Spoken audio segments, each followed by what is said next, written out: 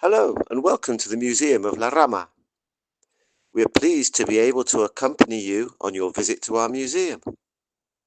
Today we'll be delving into the history, culture and traditions of this ancient festival, and hopefully you will take away with you some information that will give you an insight into what the Festival of La Rama means and represents.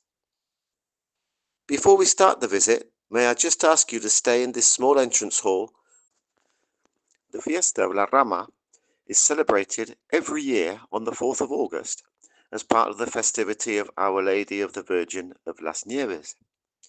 During the celebration of La Rama, devotees move through the village dancing and carrying branches of pine, heather, eucalyptus and laurel, which they offer to the figure of Our Lady of Las Nieves. This event precedes the main day of the festivities, which takes place on the 5th of August and is more religious in nature. Here at the entrance hall, we can see a number of black and white photos. One of these, to the left of the entrance door, is actually the earliest ever photo of La Rama. The building on the left-hand side of this photo is the current town hall building. Right opposite us is a reproduction of the triptych, which is located at the Hermitage of Las Nieves, just down the road in the port of the same name. This triptych was commissioned by Antón Cerezo, who was the owner of the sugar mill built in the town of Agaete by Alonso Fernández de Lugo, following the conquest by Castilian forces. This work of art, which is currently attributed to Jules van Cleve, arrived in Agaete in the middle of the 16th century from Flanders. The central panel features the carving of the Virgin Mary and the baby Jesus. The side panels illustrate the carvings of San Francisco de Asís and San Antonio Abad. The two oval-shaped medallions depict the donors of the triptych. In one of them, Antón Cerezo and his son, Francisco Palomares, and in the other, his wife, Sancha Díaz de Zorita. Let's now move into the main hall, where we will go on our visit in a clockwise direction, keeping left as we go. You will notice a number of QR codes next to the museum panels. These offer access to some complimentary audiovisual content for you to check out. So just to the left now, we come to the first panel of this room, which shows graphics of Agaete's main industrial past, and specifically the sugar mills that we mentioned just now. These sugar mills were built after the conquest of the island by the Castilian forces at the end of the 15th century, and they operated successfully until the beginning of the 17th century. As we have already mentioned, Antón Cerezo ended up owning one of these sugar mills, and thanks to the prosperity of this business, he was able to commission the painting of the Virgin of Las Nieves. The modern-day Rama Fiesta and its route through the streets of the town are intrinsically linked to live music played by the municipal bands. As we move along the room, we can see some of the instruments that were used for the musical accompaniment to the fiestas of La Rama. What you can also hear in the background are some of the traditional songs played by the town's bands during these festivities. Music plays a fundamental role in both religious and pagan celebrations. In the early days, and before the bands came on the scene, the act of bringing down branches from the forests up at Pinar de Tamadaba down to the church was probably accompanied by the sounds of guitars, bucios, which were large shells that revelers would blow into, and timples, which are stringed instruments resembling a guitar. The oldest music bands known to have played in the town from the beginning of the 20th century through to the present day are the following: the Banda de Círculo Católico Obrero, the Banda La Luz, the Banda de Agaete, and the Banda Guayedra, the latter two being the local bands that still play today.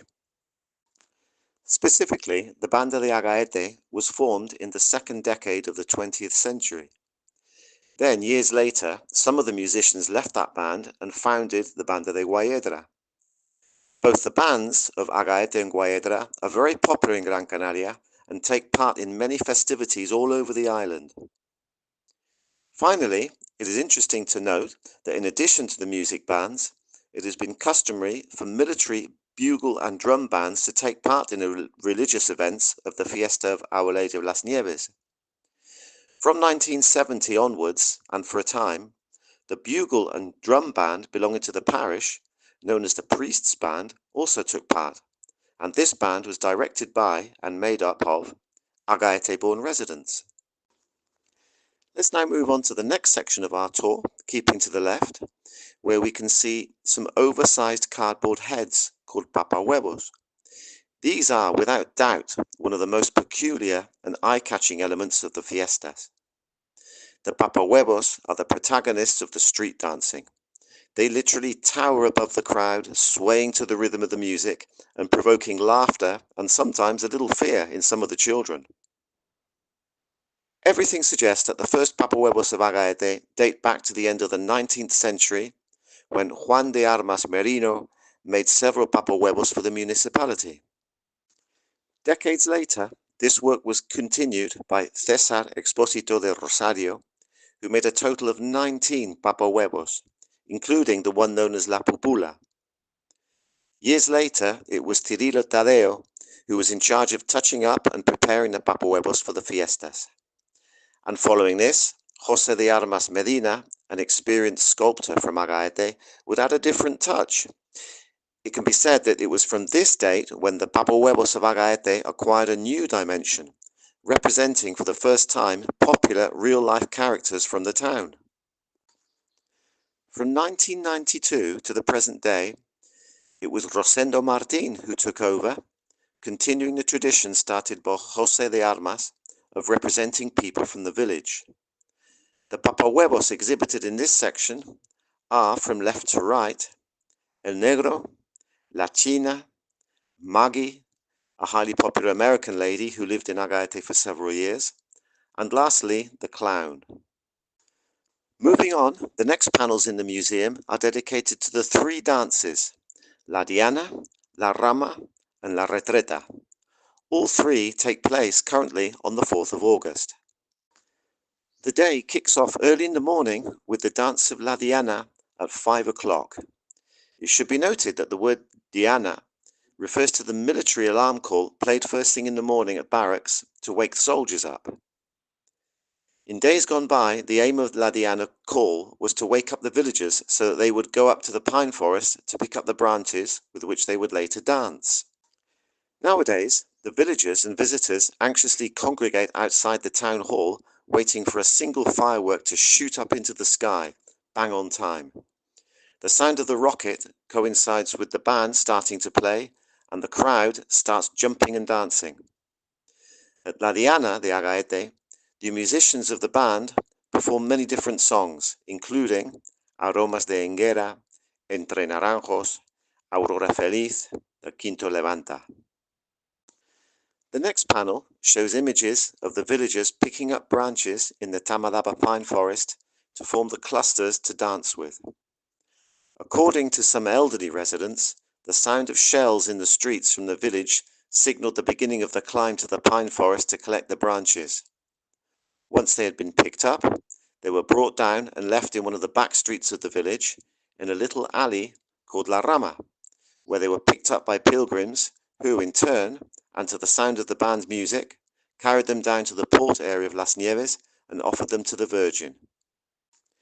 Nowadays, the task of collecting the branches in the pine forest is carried out by council staff, although there are still individuals who maintain the tradition of going up themselves, picking up branches and carrying them back down to the village. In the following 4 panels, we can see photographs of the different streets along which the branch route passes. Perhaps the most striking and the most sought after for photos is when the crowd descends La Calle Guayarmina, also known by the people of Agaete as the Calle Larga, literally the long street. While the first panel in this section alludes to the star of the day with La Diana, our next panel refers to La Retreta, signifying the end of this most festive of days. This dance starts punctually with another firework being fired at 10 o'clock in the evening. As in the case of La Diana and La Rama, people dance to the music of the bands, but in this case, the proceedings are enhanced by lanterns carried by some of the local residents, both adults and children, together with some striking flares which give the procession a truly special atmosphere. Check out the photos on the Retreta panel to see the orangey colour of the flare, which is reflected on the walls of the houses. It is worth mentioning that there are references to the fact that in some years there are also procession of floats. If you look up above you at the ceiling of this room, you can see some of the large lanterns used in the retreta. As we continue to make our way around the museum, we pass through the curtain and come to the religious part of the festivities. The next 4 panels make reference to this more sombre occasion. These events begin on the 5th of August, and it is curious to note how the profile of people who attend on the second day is quite different from that of those who come on the 4th. The mood changes from a day of merriment and revelry to one of more calm and recollection. The undisputed protagonist of the day, and whom those come to see, is undoubtedly the Virgin of Las Nieves. On the morning of the 5th, the Virgin is taken from her hermitage down in Las Nieves up to the village in the company of the band and numerous local devotees. The Virgin remains in the village until the 17th of August. A feature of this procession are the reyunos, originally the fishermen who would dress up in typical fisherman clothing and accompany the Virgin on her short journey. Another moving moment that occurs along this route is when the procession actually reaches the village. Here, next to the church, large crowds assemble and provide a warm welcome comprising prolonged applause, a sung salve, and a spectacular fireworks display in the square. This firecracker is characterized by its loudness and duration. The 6th of August is no less important. Until not so long ago, the villagers took advantage of this day to wear their best clothes to attend Mass and the procession of the Virgin, this time on her route around the village. In the past, this Mass was officiated by priests who belonged to the island's high ecclesiastical hierarchy. The descent of the Virgin in its procession back to her hermitage in Las Nieves is another very intimate act, and one that is experienced with fervour by the villagers. It is an even more intimate procession than the one that brought her up. After being paraded through the streets of Las Nieves, the carving returns to the hermitage, where she will remain until the following year. We take a short break now in our journey through the celebration of the festivity of the Virgin of Las Nieves and the Rama of Agaete. We'll be back in a short while, but in the meantime, we will enter into the celebrations of the festivity of San Pedro and the Rama of El Valle, or the Valley. As we leave the 2 columns behind, we come to the back of the room, where we see images referring to this smaller scale celebration. The Valley of Agaete is located some 5 kilometers up from the village. In 1902, the Hermitage of San Pedro was built here, and in the following years, the villagers of El Valle began to celebrate their own particular Bajada de la Rama, or descent of the branches. The pilgrims go up to the pine forest a little earlier in the year, on the 27th of June, at midnight, after being seen off by the music band. They go up to Tamalaba along the royal footpath from San Pedro, and when they get there, the ritual of collecting branches begins. They gather branches of eucalyptus, pennyroyal, heather, and laurel, and they work hard to compose the most beautiful cluster of branches.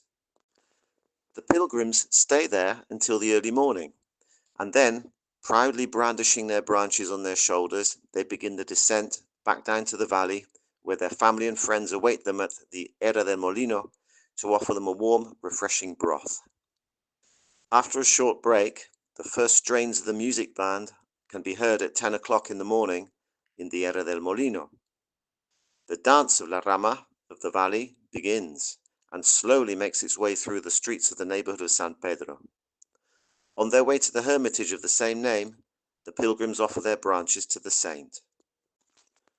After many long hours of dancing, it's time to take a well-deserved rest until the evening, when the retreta will be danced. Then there are fireworks to round off the day. It should be noted that this Rama is a much smaller version to the one in Agaete, but precisely for this reason, it has a special flavour and is experienced with a more intimate way. As happens in the Rama in Agaete, religious acts are held the following day. In this case, the 29th of June is the big day, with celebrations of San Pedro.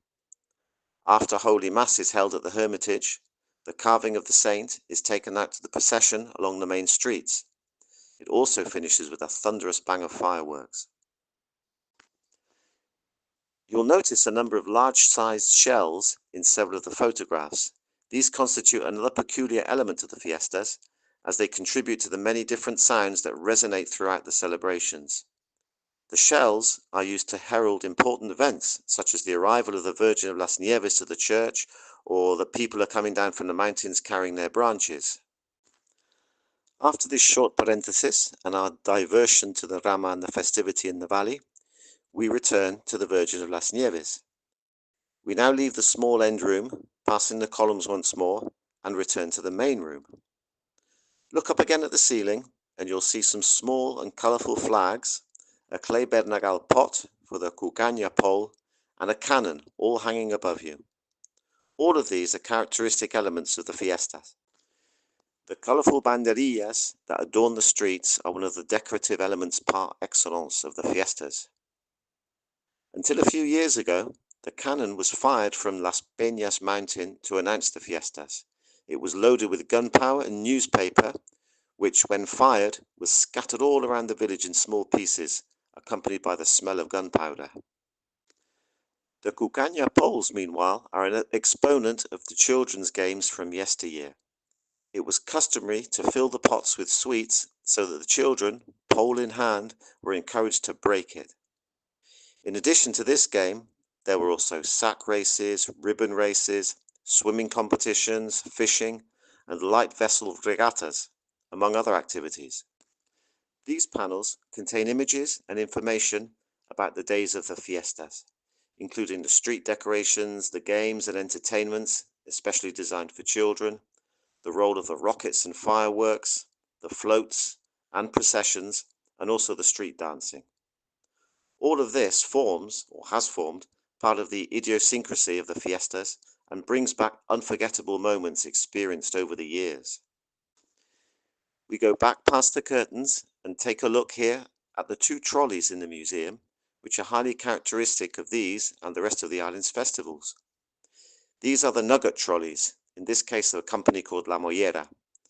These are the boxes carried by the sellers of this rich sweet, whose main ingredients are almonds, gofio, which is crushed maize, and honey.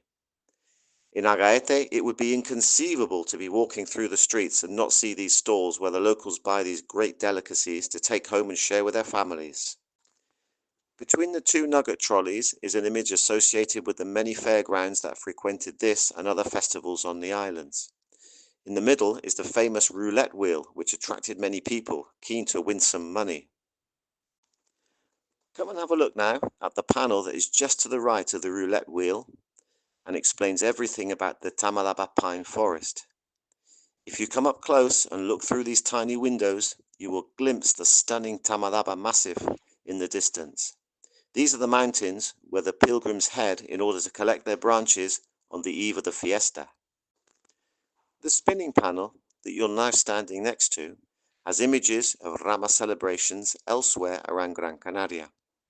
Several of the island's towns also have their own Rama fiestas, namely Santa Maria de Guia, La Aldea, and Jucalillo.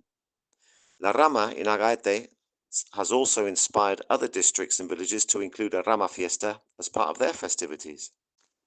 As we approach the end of our visit today, we can see pictures and read texts related to the historical references by a number of chroniclers in relation to the customs of the ancient Canary Islanders, in which they describe the rites they performed in times of drought and their attempts to invoke rain. Some have suggested that the origin of the Agaete Rama festival lies in these rites of the Aboriginal Canary Islanders to plead for rain in times of drought, for which they brought branches down from the nearby Tamadama mountains and beat the water with them in Las Nieves while singing songs. Other theories place it more recently in time and bear no relation to these rites. So we've come to the end of our tour around the Museum of La Rama. I hope you've enjoyed your visit and have learnt just a little bit about this celebration that means so much to the residents of Agaete and to Canary people in general. Bye for now.